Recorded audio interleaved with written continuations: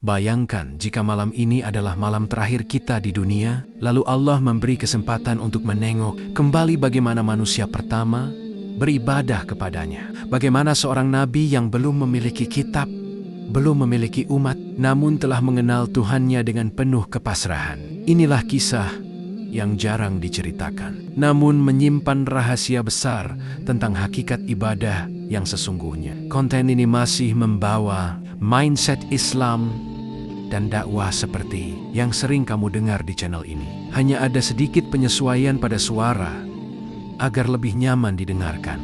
Assalamualaikum warahmatullahi wabarakatuh. Segala puji hanya milik Allah, Tuhan yang menciptakan manusia dari tanah, lalu memuliakannya dengan ruh dan akal. Salawat serta salam semoga selalu tercurah kepada para nabi dan rasul yang telah menunjukkan jalan pulang kepadanya. Sebelum kita masuk lebih dalam, sahabat yang budiman, jangan lupa untuk menekan tombol subscribe. Bagikan video ini kepada orang-orang tercinta. Semoga setiap detik yang kita dengarkan menjadi cahaya di alam kubur kelak. Nabi Adam adalah manusia pertama, sekaligus nabi pertama, dan ibadah beliau tidaklah seperti ibadah kita hari ini yang memiliki rukun baku, jadwal waktu, dan tata cara terperinci. Karena pada masa itu belum ada syariat seperti yang kita kenal.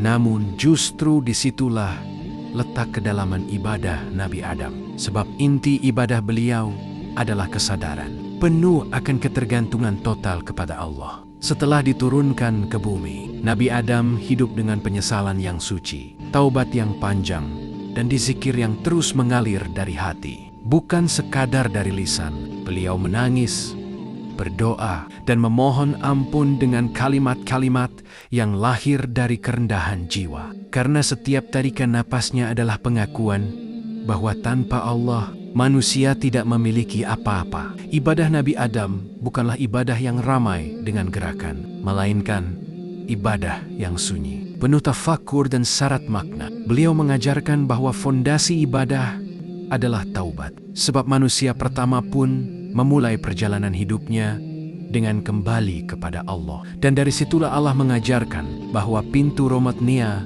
selalu terbuka bagi siapapun yang mau kembali. Nabi Adam banyak menghabiskan waktunya untuk merenung, memperhatikan ciptaan Allah, menundukkan kepala di hadapan kebesarannya, dan menyadari bahwa setiap langkah di bumi adalah amanah. Maka ibadah beliau adalah hidup itu sendiri, bekerja dengan jujur, membesarkan anak-anak dengan nilai tauhid, dan menjaga hubungan dengan Allah dalam setiap keadaan. Sehingga dari Nabi Adam kita belajar bahwa ibadah bukan hanya ritual, melainkan kesadaran batin yang tidak pernah terputus. Bahkan ketika lidah terdiam sekalipun.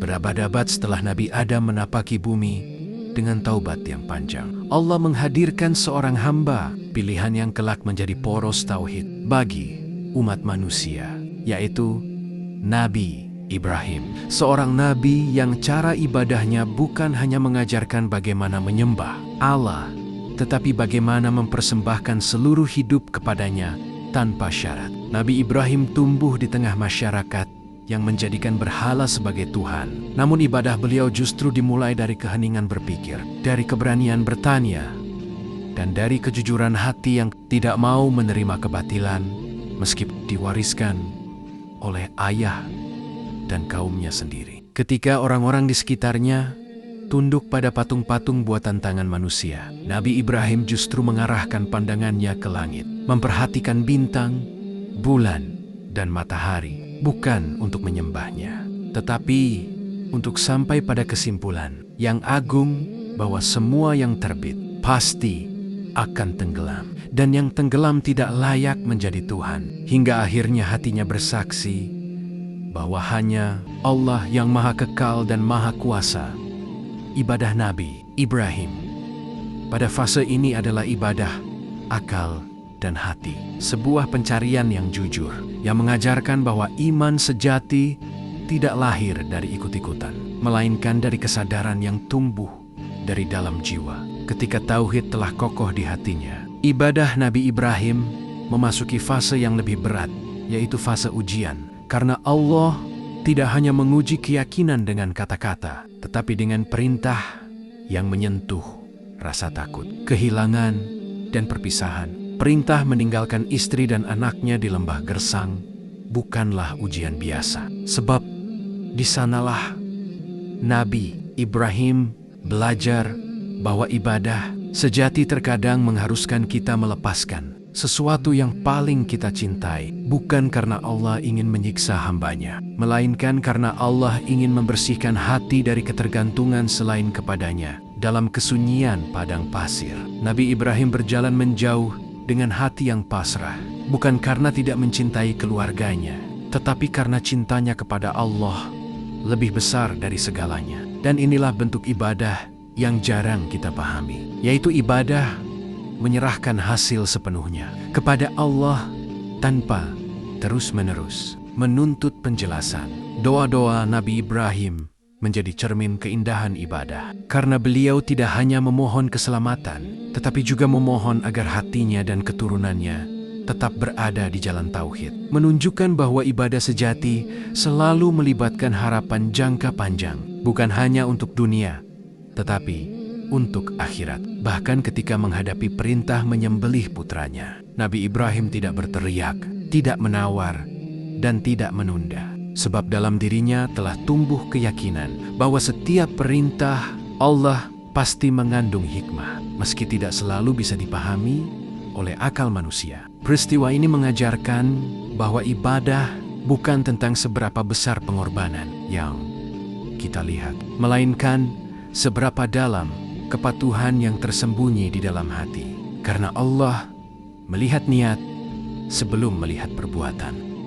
Jika kita duduk sejenak dan merenungkan perjalanan ibadah Nabi Adam dan Nabi Ibrahim, kita akan menyadari bahwa meskipun zaman mereka berbeda, ujian mereka tidak sama, dan bentuk ibadah mereka tidak serupa. Namun inti yang mereka ajarkan sangatlah sejalan, yaitu bahwa ibadah adalah hubungan hidup antara hamba dan Tuhannya, bukan sekadar kewajiban yang dijalankan karena rutinitas. Nabi Adam mengajarkan bahwa ibadah lahir dari kesadaran akan kelemahan manusia, dari taubat yang tulus, dari air mata yang jatuh dalam kesunyian. Sementara Nabi Ibrahim mengajarkan bahwa ibadah tumbuh dari keberanian, menyerahkan segalanya, dari keikhlasan yang tidak menunggu balasan, dan dari keyakinan yang tidak goyah meski diuji dengan kehilangan. Dalam kehidupan kita hari ini, ibadah seringkali terjebak dalam bentuk luar, cepat, dan terburu-buru. Padahal kisah para nabi mengingatkan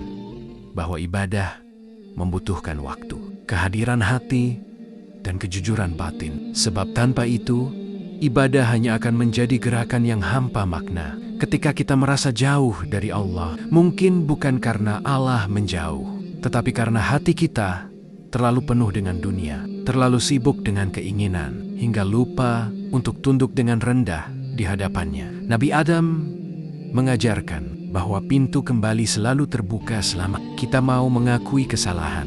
Dan Nabi Ibrahim mengajarkan bahwa jalan mendekat kepada Allah seringkali melewati ujian yang tidak kita pilih, namun harus kita terima dengan lapang dada. Dari dua sosok agung ini, kita belajar bahwa ibadah bukan hanya soal salat, puasa, dan zikir, tetapi juga tentang bagaimana kita menerima takdir, menjaga kejujuran, mendidik keluarga, dan menghadapi ujian hidup dengan sabar dan tawakal. Setiap kesulitan yang kita alami bisa menjadi ibadah jika kita menjalaninya dengan niat yang lurus dan hati yang berserah. Dan setiap kenikmatan bisa menjadi ujian jika kita lupa bersyukur. Maka, mari kita perbaiki ibadah kita, bukan hanya pada bentuknya, tetapi pada kedalaman hatinya, agar setiap sujud menjadi tempat pulang, dan setiap doa menjadi pengakuan bahwa kita benar-benar membutuhkan Allah dalam setiap detik kehidupan sebagai penutup. Semoga kisah cara ibadah Nabi Adam dan Nabi Ibrahim ini tidak hanya kita dengarkan, tetapi juga kita resapi, agar ibadah kita tidak lagi terasa berat, melainkan menjadi kebutuhan jiwa yang menenangkan. Jika narasi ini memberi ketenangan di hatimu, jangan lupa untuk subscribe, like, dan share. Semoga kebaikan ini terus mengalir dan menjadi cahaya bagi kita semua di dunia hingga akhirat.